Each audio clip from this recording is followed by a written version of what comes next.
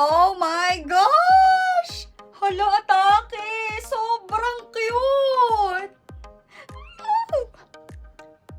Oh my gosh! Napaka-cute nitong ano na to, workout top na to. Actually, hindi lang siya pang workout, pwede siyang pang swimming, pwede siyang pang yoga, basta sports, pwede ito mga moms, pwede mo nga rin siyang gawing blouse.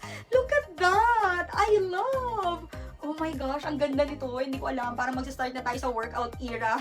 Kahit ang payat-payat ko na, magkaroon tayo ng muscle, mas malaking balakang, ganun.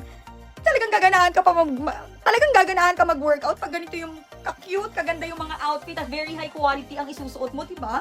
O, diba? Sobrang cute nito.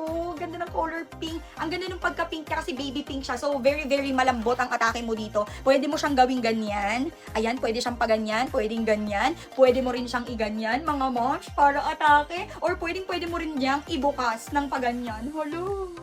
Uy, oh my gosh. Ala na, mag-start na tayo sa jogging era, sa workout era dahil sobrang cute ng ano na to. Sobrang cute ng workout top na to.